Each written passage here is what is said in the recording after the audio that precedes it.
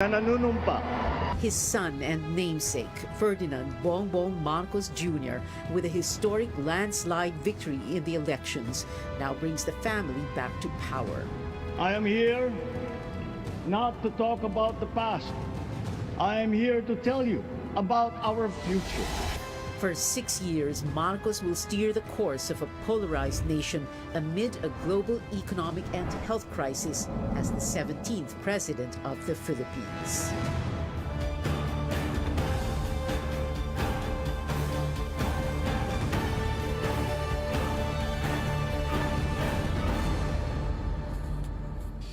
Good evening, I'm HONTIVEROS. Welcome to a special edition of Newsnight, where we go above and beyond the headlines. The long road ahead begins for Bongbong Marcos as he is now officially the country's 17th president. The nation witnessed him take his oath of office in what was promised as a solemn and simple inauguration at the National Museum in Manila earlier today. Thousands of people attended, including his family, former presidents, cabinet members, other government officials, diplomats, foreign dignitaries, and supporters. This historic day signals the beginning of a new administration, with Marcos vowing to fix COVID-19 response shortcomings and address other pressing issues while repeating his call for unity. Let's look back at the highlights of today's inauguration. Our correspondent Rex Reed joins us live from the National Museum. Go ahead, Rex.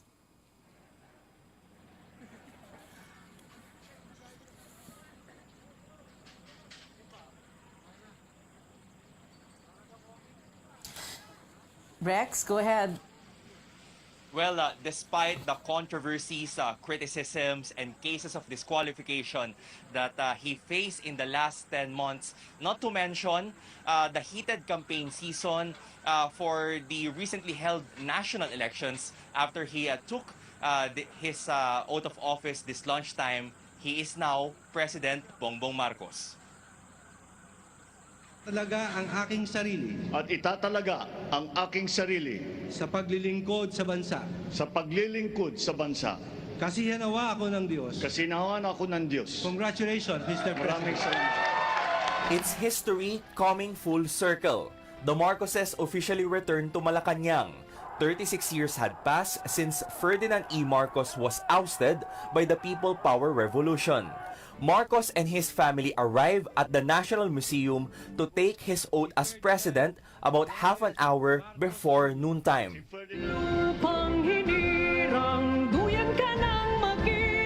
Actress Tony Gonzaga sings the national anthem, followed by an interfaith prayer and a military and civic parade. Senate President Tito Soto then reads the resolution proclaiming him as president.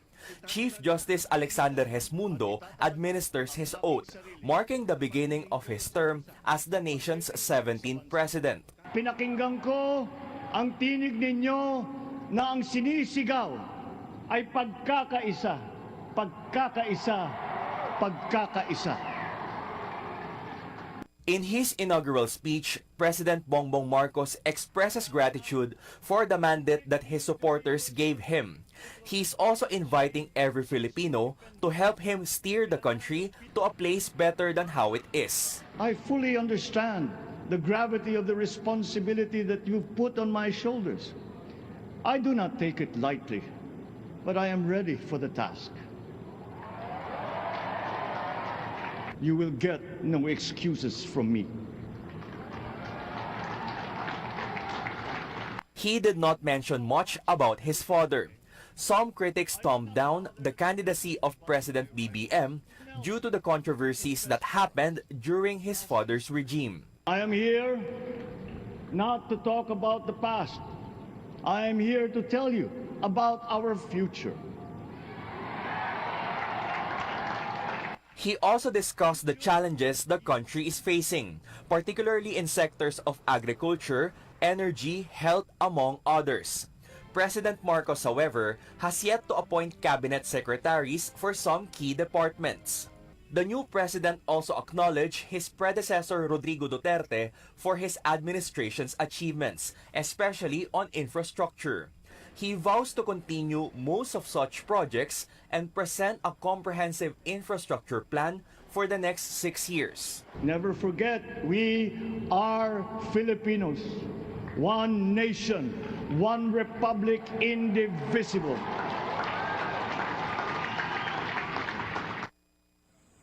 Alexander Sandro Marcos. So what do we have here so far outside the National Museum of Fine Arts? We're still seeing organizers disassembling tents that were used for the inauguration. This particular road in front of the museum will remain closed until 11 in the evening. Some motorists, however, are not aware that this is closed for tonight, at least until 11 p.m. That's why they're trying to pass through unsuccessfully, and traffic authorities are advising them to search for and follow traffic advisories. Back to you, Pia. Rex Remigio there reporting from the National Museum in the city of Manila, where Bongbong Marcos took his oath as the 17th president of the Philippines. Now, lawmakers and allies expressing their support for President Marcos following his inauguration. House Majority Leader Martin Romualdez says Mr. Marcos will be a great president. The lawmaker believes Marcos will play a pivotal role in uniting the nation. Romualdez is a cousin of Marcos. He's also poised to be the next House Speaker.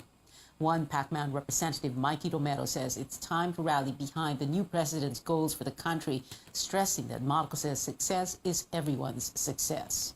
Senator Joel Villanueva, meanwhile, thanks Marcos for acknowledging the need to prioritize job creation, training, and fair wages. Villanueva vows to coordinate with Marcos' economic managers to address the needs of the labor sector. After over 3 decades since a peaceful revolution toppled the regime of the late former President Ferdinand Marcos, the Marcoses are back in Malacanang. Our AC Nichols joins us live. AC, what is the first thing Mr. Marcos did in the palace? Pia, as tradition dictates, President Bongbong Marcos Jr. in his first act as the country's new leader administers the oath of cabinet members and other appointed officials this afternoon. Now, there's something unique about it, as the president also administers the oath of his son, Sandro, as the elected 1st District Representative of Ilocos Norte, among other elected local officials from their home turf. Else will I be able to swear in as president our mayors, our congressmen, and our officials from Ilocos Norte. So sinabi ko kay Sandro, dalhin mo sila lahat dito kahit na papano para masabi ko naman na sinumpa ko ang aking anak na naging bagong congressman at lahat ng kasama natin dito sa Ilocos Norte. Traditionally, the new president holds his first cabinet meeting on the same day of his oath, but Marcos is doing that tomorrow instead. Now, there's information that he had courtesy calls lined up with a number of foreign dignitaries before the inaugural dinner tonight, and that celebrations here in Malacanang are set to conclude with a fireworks display, though Malacanang has yet to confirm these details. Towards the evening, the new president's activities inside the palace are not open for media coverage. We are basically just monitoring developments from the Malacanang Press Working Area, which is a separate building within the Malacanang compound. Our movement, if we may say, is very limited due to tight security, but we're still trying to get more information from various sources, and we will share them with you as soon as we get them. Pia. Yeah, EC, before that oath-taking happened and with the other cabinet officials, tell us also about this, what we call the ceremonial possession of Malacanang, the moment when the new president ascends that famous staircase for the first time and what it means. Yes, from the National Museum at around 3:30, we saw the Marcos family, the new first family of the Philippines arrive here in Malacanang, and they were given arrival honors this time by the Presidential Security Group. This supposedly symbolizes that the PSG is now ready to protect the country's new first family. From there, actually, bigla nga silang inulan habang naglalakad pa lang sila dun sa main yard ng Malacanang Palace, umulan, and buti naman nabigyan sila agad ng umbrellas. And then we see the new president go up or ascend the main staircase of Malacanang, and this supposedly signifies or shows that he has now reached the highest official or government position in the land. So from there, We saw him lead or administer the oath of his cabinet officials, as I reported earlier, and then the oath of his son, Sandro.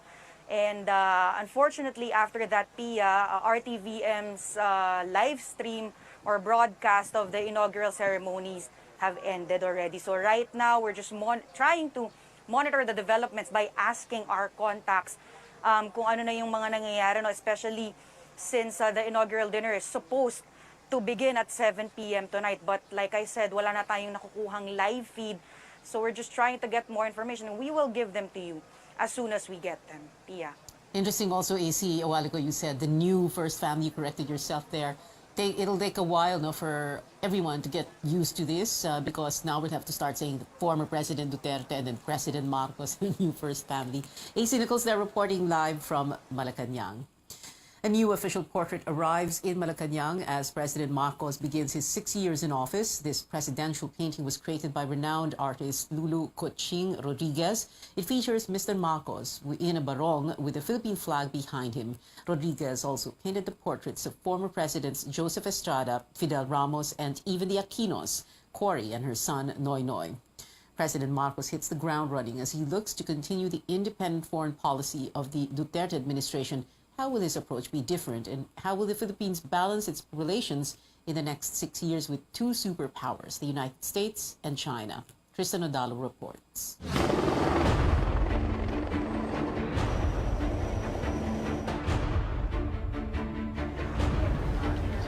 As the chief architect of the country's foreign policy, Bongbong Marcos faces a balancing act as president.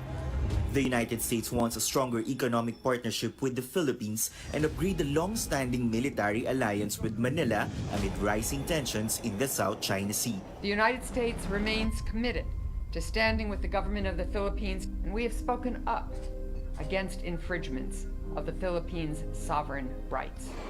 Both sides acknowledge the need to update the Mutual Defense Treaty and Visiting Forces Agreement. That the U.S.-Philippine alliance has been left behind. The elevation of the BSD, the restart of EDCA. From one superpower to a regional power, China also sees the Philippines as a key partner, promising a new era of bilateral relations. I'm confident that, guided by our two leaders, China-Philippine relations will be brought to new heights. Manila has filed a number of diplomatic protests against Beijing over territorial incursions in the West Philippine Sea.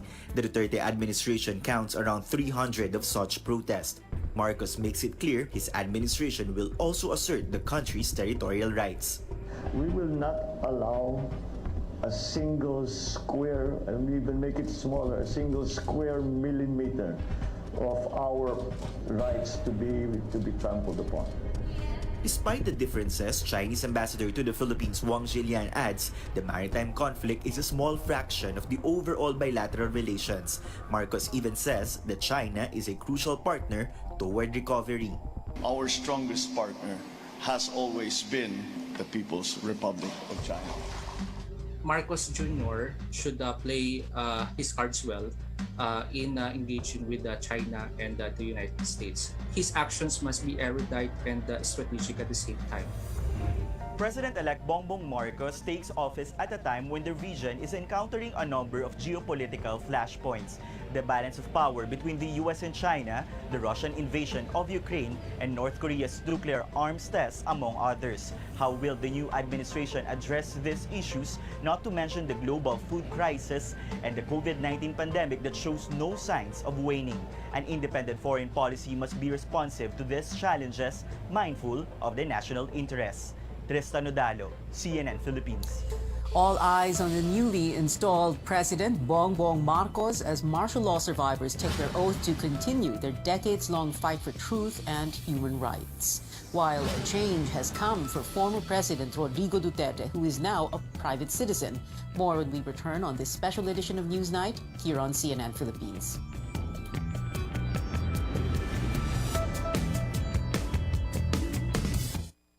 SMC, San Miguel Corporation. Bisag unsang industriya ang sudlan niini, tinguha sa SMC ang pag-uswag o paglambo sa mga Pilipino. Karon, gikan sa SMC, Aniya na ang SMC Davao Cement. SMC Davao Cement. Gama sa Davao para sa Mindanao. SMC Davao Cement. Ato ni Bay. SMC San Miguel Corporation. Bisag unsang industriya ang sudlan niini, tinguha sa SMC ang pag-uswag o paglambo sa mga Pilipino. Karon, gikan sa SMC, aniya na ang SMC Davao Cement. SMC Davao Cement. Gama sa Davao para sa Mindanao. SMC Davao Cement. Ato ni Bay. Ito ang RPN, Radio Philippines Network, DXKT 1071 sa inyong mga radyo, ang Radyo Ronda sa Davao.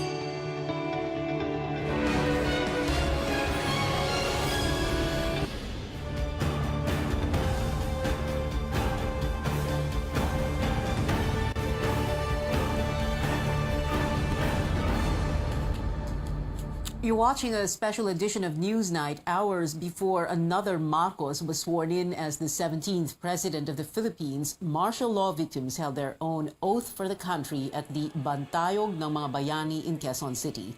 Anjo Alimario tells us survivors made a promise not to let the horrors of the dictatorship be forgotten.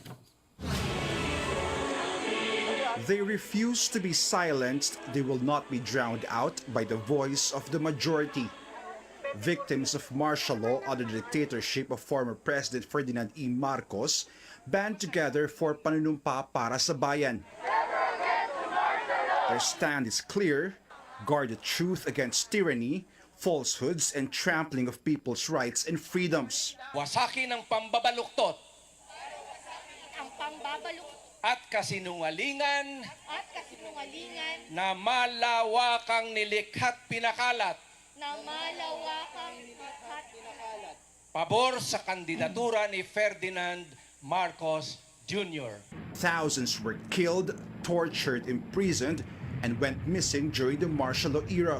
The Marcos regime was eventually toppled by people power in 1986. 3 decades later, the Marcoses are back in Malacanang. Protesters say they are appalled how the Marcoses refuse to acknowledge what may be the darkest period in the country's modern history. The newly installed president previously said he has nothing to apologize for.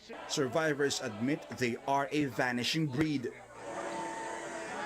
That's why it's important for them to pass the torch of truth to the youth. Huwag na huwag baluktutin ang kasaysayan huwag na huwag kalimutan ang nakaraan at ipagpatuloy pa rin ang katotohanan para sa kalayaan.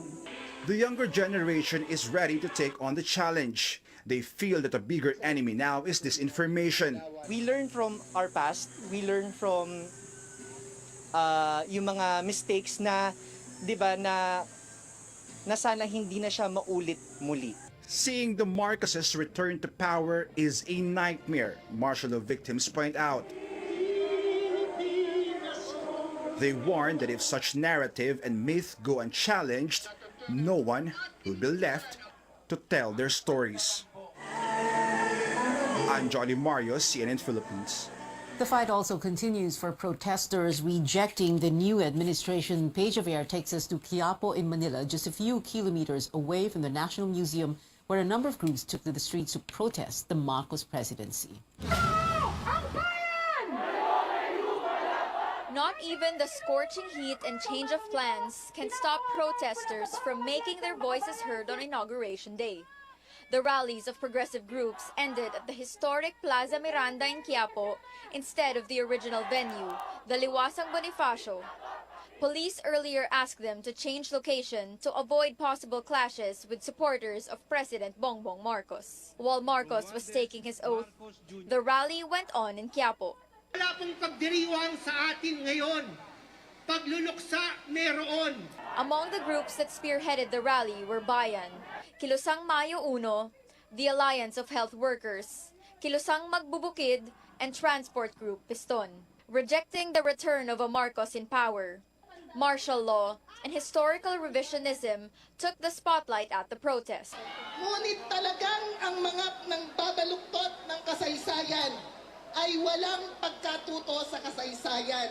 Ang paglaban ng mamamayan noong panahon ng martial law ni Marcos ay hindi nagmamaliw. They also laid down their pleas to the new government. First, address the rising prices of fuel products and basic goods. Increase the salaries of minimum wage workers. Better support our farmers and health workers, and defend human rights and press freedom. Hindi po pwedeng unity ang sagot sa nagtataas ng mga presyo. Kung meron man dapat unang executive order itong Pangulong ito dapat may kinalaman sa ekonomiya. With former President Rodrigo Duterte now an ordinary citizen, the groups vowed to hold him accountable for all his previous actions. They ended their protest peacefully at around noon by claiming the fight for change and justice has just begun. We'll be watching and responding or reacting whenever the president of the government will take any pronouncement or they are ready to go protest at this time of the day. Paige Javier, CNN Philippines. Supporters of President Marcos did not miss the chance to personally witness his inauguration. George Quiles reports thousands of them spent hours waiting at the Intramuros golf course just across the National Museum in Manila.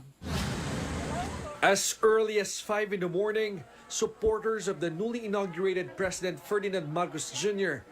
gathered at the Intramuros golf course, a venue that can accommodate 300,000 people. Authorities say around 5,000 supporters arrived. Most of them were wearing red, the color associated with the Marcos family. While the golf course was big enough for them, some supporters were not satisfied.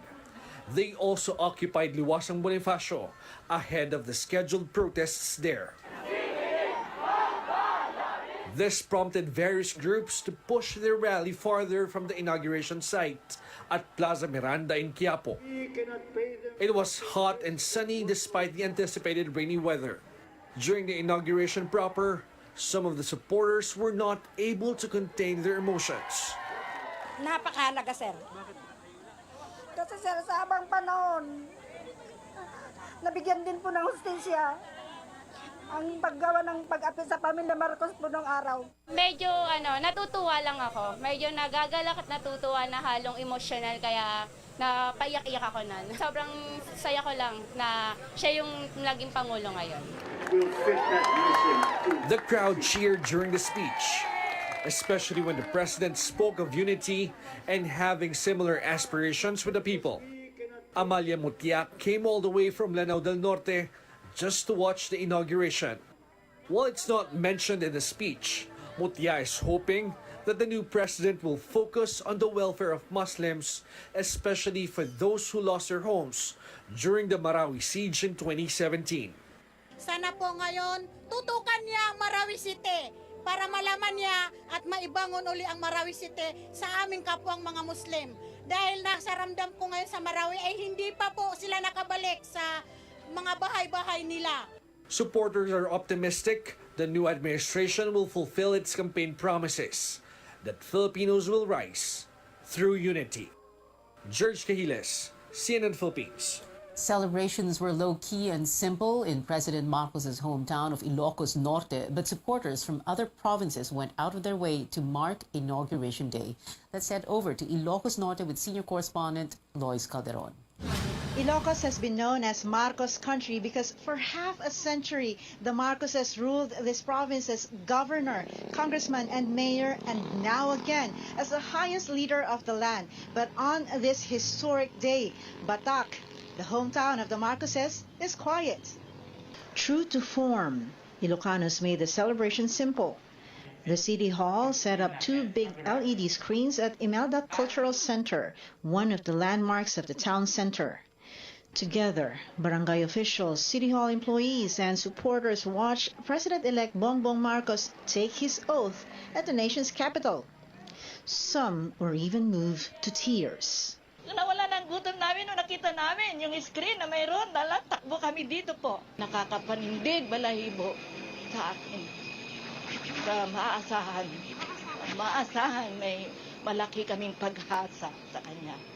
In Lawag City, tarps with the face of Marcos and congratulatory words were hanging prominently on the Capitol building and other government offices. From Congressman and first son Ferdinand Alexander Marcos, better known as Sandro, to governors and mayors, elected officials from Ilocos Norte and Ilocos Sur, were in Malacanang to take their oath en masse. Interestingly, Marcos' landslide victory has been attracting people to Ilocandia. Former teacher Josephine Bustria of Pangasinan brought her entire family to Batac. This family traveled all the way from Davao City to Vigan in time for the inauguration. In Vigan, business is brisk, with one popular restaurant owned by the Singson clan also preparing to host VIPs on Marcos' Inauguration Day. The restaurant manager has been working there for 2 decades and has met the Marcos family several times. We ask what food BBM often orders. Pinakbet, longganisa, bagnet, ganyan po ang in-order nila noon nung pumupunta siya dito. I am giving him the 100% benefit of the doubt that he could lead this nation very well, this country very well. Authorities deployed police to secure Batac's landmarks, including the Marcos Museum, amid reports that vandals could make a scene in protest of Marcos's victory. Nonetheless, it was a peaceful day for most of Ilocandia. From Batac, Ilocos Norte, Lois Calderon, CNN Philippines. Up ahead, Davao City is welcoming former President Duterte home after 6 years. We'll get details in his homecoming on the ground and find out what netizens are saying about today's inauguration. You're watching a special edition of Newsnight, where we go above and beyond the headlines.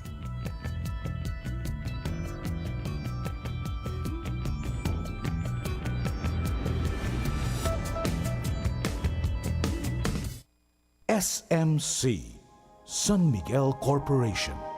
Bisag unsang industriya ang sudlan niini, tinguha sa SMC ang pag-uswag o paglambo sa mga Pilipino. Karon, gikan sa SMC, aniya na ang SMC Davao Cement. SMC Davao Cement. Gama sa Davao, para sa Mindanao. SMC Davao Cement. Ato ni Bay. SMC, San Miguel Corporation. Bisag unsang industriya ang sudlan niini, tinguha sa SMC ang pag-uswag o paglambo sa mga Pilipino. Karon, gikan sa SMC, aniya na ang SMC Davao Cement. SMC Davao Cement. Gama sa Davao, para sa Mindanao. SMC Davao Cement. Ato ni Bay. Ito ang RBN, Radio Philippines Network. DXKT 1071 sa inyong mga radyo. Ang Radyo Ronda sa Davao.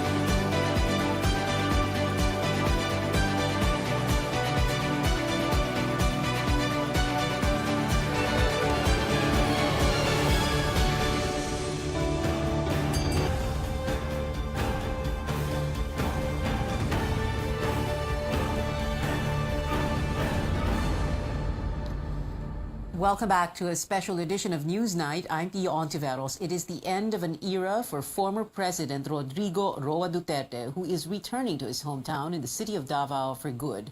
Tristan Odalo joins us live from Davao City for more details on the Duterte homecoming. Tristan? Pia, supporters of former President Rodrigo Duterte are now gathering for a homecoming concert dubbed as Salamat Tatay Digong. They say this is their way of paying tribute to the former chief executive who ended his term as the country's 16th president. Local artists are performing right now, and the organizers say that this is their way of showcasing homegrown talents as their way of honoring the President Duterte, the Mindanaoan pride. Nakaka-proud, 'di ba, na galing sa ating city yung naging 16th na president. Of course, si Tatay Mayor naman, very visible siya nung mayor siya dito sa ating city. It's also very inspiring for us, 'di ba, as a regular netizen, an employee to pursue, 'di ba, kung ano yung passion natin. A group of senior citizens and OFWs were the first to arrive in the concert venue at a local mall in the city. Some wish that the Duterte programs will continue under President Marcos, while others say 6 years was not enough. Ay, nakikita niyo naman sa personal. Nagpapasalamat ako for 6 years ng serbisyo niya. Sana yung bagong pa naman ngayon ay yung ano bang mga kaayuhan niya sa una, sundin nila ang pagbabago. Kulang yung 6 years kay Tatay Digong. Idol namin siya sa buong OFW. Siya ang pinaka-the best. President Rodrigo Duterte is expected to arrive here at the concert area, but so far we have not seen him. Security is tight at the moment. And earlier, before leaving Malacanang, the former president urged the public to help and support the new president, President Bongbong Marcos. Back to you, Pia. Tristan Odalo there reporting live from Davao City. Bidding farewell to her post, former Vice President Leni Robredo thanks her supporters online. Robredo calls it an honor to have served in the last 6 years. She says, quote, Tinanglawan natin ang landas ng isa't isa, diretso lang tayo para mas marami pang matanglawan na iba, unquote. Today, her Facebook page also went from Vice President Leni Robredo to Attorney Leni Robredo. Robredo's daughters had their own messages of gratitude, with Jillian tweeting she's happy to have her mom back full-time. Trisha Robredo also posting about her mother leaving the VP role, saying, quote, "Every new beginning comes from some other beginning's end," unquote. Attorney Leni Robredo set to launch her NGO Angat Buhay tomorrow in Quezon City. Well, apart from being the country's new president, Bongbong Marcos is now the chief of the Agriculture Department. During his inaugural speech today, he said he will prioritize food sufficiency, similar to what is being done in the richest free trade countries. Melissa Lopez highlights some challenges that lie ahead.